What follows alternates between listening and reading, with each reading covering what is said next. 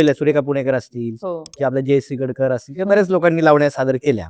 मग हे करताना तुम्ही वेगवेगळं काहीतरी नाविन्य दाखवायला लागतं तुम्हाला नेहमी प्रत्येक बरोबर. शो मध्ये. तर बरोबर. त्याचा अभ्यास कसा करता? तर हं. तुमच्यात काय बदल घडवता हो. नक्की? आता बघायला गेलं तर बालगंधर्व सारख्या ठिकाणी कार्यक्रम करायचा म्हणलं ना, हं. तर त्यांना शृंगारीच लावणे जास्त आवडतात. अच्छा. म्हणजे बसून ते आपल्याला ऑब्झर्व्ह करतात, बरोबर. की त्यांचं असं नसतं, जागेवरून हलणार पण नाही, इकडची नजर इकडे नाही. त्याच्यामुळे आमची जबाबदारी वाढते, की हो, हो. जर का तुम्हाला स्टेअर करतंय कोणीतरी सलग, तर हो. तुमचं देणं खूप तुम्हाला हां, हां. परफॉर्मन्स इतकं छान परफेक्ट द्यावं लागतं, बरोबर आहे.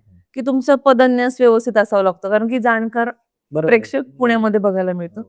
मग त्यांच्या गाण्यांचा चॉईस एक वेगळा आहे. हं, हं. तुम्ही सोलापूर भागात गेलात तर त्यांना थोड्याशा धांगड-धिंग्यावाल्या लावण्या आवडतात. अच्छा. हां. तिकडचा तो वेगळाच आहे. बरोबर. किंवा अकलूज वगैरे भागात त्यांना पारंपरिकचा हां, त्या तिथे बैठकीच्या लावणी महोत्सव लावण्या किंवा होतात. जरा त्या टाईपमध्ये. हो, त्याच्यामुळे तिथला कलाकारांना जाणकार प्रेक्षक तिकडचा खूप आहे. त्याच्यामुळे तिकडे बरोबर. पारंपरिक चालतं. हं, हं, मग हं. आम्ही काय करतो, आता एक दौरा आखला तर सांगली, कोल्हापूर भाग आहे, पश्चिम महाराष्ट्र. तर तिथला सिक्वेन्स वेगळा असतो. कारण की ओके. आम्हाला माहिती आहे की तिकडे काय आवडणार. बरोबर. म्हणजे मी माझ्या कार्यक्रमामध्ये राधा ही बावरी हे गाणं सुद्धा परफॉर्म केलेलं आहे. अच्छा. पण मला तेव्हा सगळ्यांनी राधा ही बावरी काय अगं लावणीच्या कार्यक्रमात घेण्याचं गाणं आहे बरोबर. का? हो. माझं असं होतं की मला करायचं. मला आवडतं, मला करायचं. आणि मला जे आवडतं ते लोकांना आवडणार हे मला माहिती होतं. म्हणजे कॉन्फिडन्स असतो हो. त्याच्यात. आणि हं. इतकं ते राधा बावरी गाण्याचं पण क्रेज झाली होती, की हं. ते गाणं एका कार्यक्रमात घेतलं गेलं नाही, की उशीर झाला होता. आमच्या नंतर नाटक होतं म्हणून आम्ही थोडं सिक्वेन्स आपण कट करत जातो वन्स मोर खूप झाले. तसं म्हणून आम्ही राधा बावरी कट केली. तर आम्ही कर्टन बंद केलेला. शो संपलेला. लोकांनी परत कर्टन उघडायला लावलं होतं आम्हाला. राधाई आणि बाबा. तेवढा एक परफॉर्मन्स करा म्हटलं आणि मग आम्ही जातो. तोपर्यंत बरोबर. आम्ही जाणार नाही. आम्ही परत गेटअप केलं होतं. हं, ते हं. राधा बावरी गाणं केलं म्हणजे सोलापूर भागामध्ये. म्हणजे प्रेक्षक जसा आवड जशी प्रेक्षकांची आहे ना, तसा आमचा सिक्वेन्स बदलत जातो. असं नाही की मी हाच सिक्वेन्स इथे केला तर मी उद्या तिथे करेल.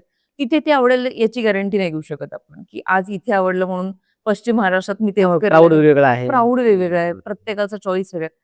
विदर्भ, मराठवाडा, नागपूरला गेलात तर तिथं आजही जुन्याच लावण्या चालतात. बरोबर. मग त्यांना ही गाणी माहितीही नसत. आता ही लोककलेमध्ये बाकी ही गाणी जी आली त्यांना ती माहिती नसत. त्यांना अजूनही ढोलकीचं आलं, पुणे गावाचं आलं पाखरू, हो. पाडाला पिकला अजरामर गाडी घेतली हो. होती. हां. आणि तीच गाणी आवडतात आणि तीच गाणी ते करतात. आम्ही सखी मंचचे पण कार्यक्रम केले मागे बरं. महिलांसाठी. तर अच्छा. त्यांची फर्माईशच होती, की नाही पूर्वीच्या ज्या लावण्यात त्याच आम्हाला पाहिजे. म्हणजे अगदी बुगडी माझी सांडली गं, तिथपासून आम्हाला. बरोबर. आता ही वादकांची आत्ता बसलेली पण नसतात ही गाणी, कारण की हां. इकडे चालत नाही. बरोबर. तिकडे फारसे कार्यक्रम आता कोणी करत नाही, कारण की प्रवासाला पण परवडत नाही कोणाला.